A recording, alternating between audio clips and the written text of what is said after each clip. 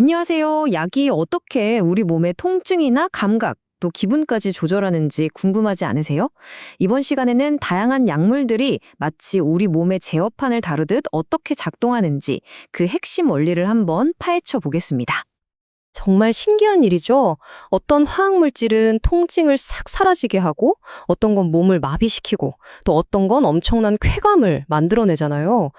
도대체 어떻게 이런 일이 가능할까요? 지금부터 그 비밀을 풀어보겠습니다.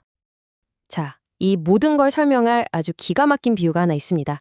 바로 자물쇠와 열쇠인데요. 우리 신경계가 수많은 자물쇠로 가득 찬 거대한 제어판이라면 약물은 바로 그 자물쇠에 딱 맞는 열쇠라고 생각하시면 됩니다. 자, 그럼 첫 번째 개념부터 바로 들어가 보죠. 우리 몸의 신경계를 진정시키거나 속도를 늦추는 약물들, 그러니까 제어판의 오프, 스위치를 누르는 열쇠들은 어떤 것들이 있는지 한번 살펴보겠습니다. 이 오프 시스템의 주인공은 바로 가바라는 친구입니다. 가바는 우리 뇌와 척수에서 가장 중요한 브레이크 페달 역할을 하거든요. 신경이 너무 과열되지 않도록 딱 잡아주는 거죠. 흥미로운 건 말이죠. 서로 다른 열쇠들이 이 똑같은 가바라는 브레이크 페달을 누를 수 있다는 거예요. 예를 들어 벤조디아제핀은 불안을 가라앉히는 정도로 살짝 밟는다면 프로포폴은 전신 마취를 위해 아주 꾹 밟는 거죠. 우리가 마시는 술, 알코올도 이 시스템에 작용하고요. 결국 다 같은 브레이크를 저마다 다른 세기로 밟는 셈입니다. 그런데 전신 마취는 훨씬 더 정교합니다.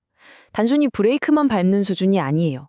여기 보시는 것처럼 가속 신호를 보내는 나트륨 통로를 아예 막아버리고 동시에 정지 신호인 가바 시스템은 더 강력하게 만드는 말 그대로 이중 잠금 장치를 사용합니다. 정말 똑똑하지 않나요? 다음 주제로 넘어가 볼까요? 바로 통증입니다. 우리 몸의 통증 경보를 끄는 데는 한 가지 방법만 있는 게 아니에요. 크게 두 가지 전략이 있습니다. 약이 어디서 작용하는지 알려면 먼저 통증 신호의 여정을 알아라겠죠. 다친 곳에서 시작된 신호가 신경을 타고 척수를 거쳐서 최종 목적지인 뇌에 도착하면 그때 비로소 우리가 아프다 하고 느끼게 되는 겁니다. 자, 두 전략의 차이가 바로 여기에 있습니다. 이부프로펜 같은 약들은 통증이 시작된 곳, 즉 불이 난 곳에 직접 가서 불을 끄는 소방관 같은 역할을 해요. 반면에 모르핀 같은 오피오이드는 아예 뇌에 있는 화재 경보기 자체를 꺼버리는 거죠. 접근 방식이 근본적으로 다릅니다. 하지만 이 오피오이드라는 열쇠들이 다 똑같은 힘을 가진 건 절대 아닙니다. 이 그래프를 보시면 와, 정말 입이 떡 벌어지죠. 펜타닐은 모르핀보다 무려 100배나 더 강력합니다. 100배요. 정말 엄청난 차이죠. 그리고 이렇게 강력하다는 건 그만큼 치명적인 위험을 안고 있다는 뜻이기도 합니다. 바로 이 점이 가장 무서운 건데요. 오피오이드의 가장 큰 위험은 뇌의 호흡 중추까지 마비시키는 호흡 억제입니다. 지금까지는 신호를 약하게 만드는 걸 봤다면 이제는 아예 신호 전달을 싹둑 잘라버리는 약들을 만나볼 차례입니다. 비유하자면 통신 케이블을 그냥 잘라버리는 것과 같아요. 그럼 어떻게 신호를 자를 수 있을까요? 바로 이 나트륨 채널이라는 녀석을 이용하는 겁니다. 이게 바로 신경의 전깃줄이라고 생각하시면 돼요. 이 전깃줄이 막히면 신호는 더 이상 앞으로 나아갈 수가 없는 거죠. 이 전선 자르기에도 종류가 있습니다. 치과에서 맞는 리도카인 같은 국소 마취제는 딱 그 주변 지역의 전선만 차단해요. 반면에 석시닐콜린 같은 신경근 차단제는 신경과 근육이 만나는 바로 그 지점에서 신호를 끊어서 큰 수술을 할 때 근육 전체를 이완시키는 데 사용됩니다.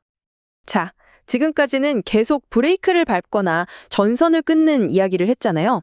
이제 정반대 이야기를 해볼게요. 이번엔 고 스위치, 즉 가속 페달을 있는 힘껏 밟게 만드는 약들입니다. 바로 각성제들이죠. 이 시스템의 핵심 플레이어는 바로 도파민입니다. 도파민은 우리 뇌의 보상 회로를 담당하는 고 신호인데요. 우리가 즐거움을 느끼고 무언가 하고 싶다는 의욕을 갖게 만드는 물질이죠. 수많은 중독성 약물들이 바로 이 도파민 시스템을 노립니다. 코카인과 메스암페타민 둘 다 도파민 수치를 비정상적으로 높이지만 방식은 좀 달라요.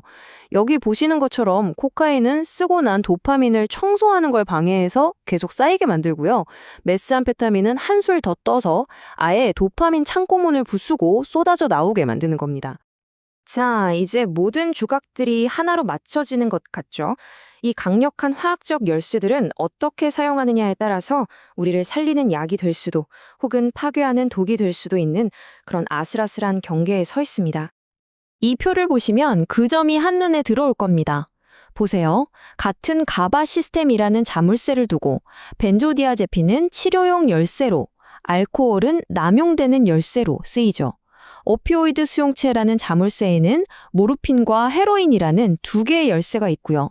도파민 시스템도 마찬가지입니다. 결국 같은 자물쇠를 어떤 열쇠로 여느냐의 문제인 거죠. 여기서 정말 놀랍고도 흥미로운 사실이 하나 있습니다. 오피오이드의 효과를 막는 날트렉손이라는 약이 놀랍게도 알코올 중독 치료에도 사용된다는 점이에요. 이게 뭘 의미할까요? 바로 약물의 종류와 상관없이 우리 뇌의 보상 시스템은 서로 깊게 연결되어 있다는 강력한 증거입니다. 그리고 중독의 위험이라는 게 무슨 불법 약물에만 국한되는 얘기가 아닙니다. 여기 이 문장이 보여주듯 병원에서 합법적으로 사용하는 프로포폴 같은 전문 의약품조차도 심각한 의존성 문제를 일으킬 수 있다는 걸 잊어서는 안 됩니다. 브레이크를 밟는 약부터 경보를 끄는 약, 전선을 자르거나 가속 페달을 밟는 약까지. 우리는 오늘 약물이라는 열쇠가 우리 몸의 제어판을 얼마나 정교하고 강력하게 조작하는지 살펴봤습니다. 이건 분명 엄청난 치료의 가능성을 열어주지만 동시에 중독과 오남용이라는 어두운 그림자도 함께 가지고 있죠. 그래서 마지막으로 이 질문을 던지며 마무리하고 싶습니다. 이렇게나 강력한 열쇠들을 과연 누가 그리고 어떻게 관리해야 할까요?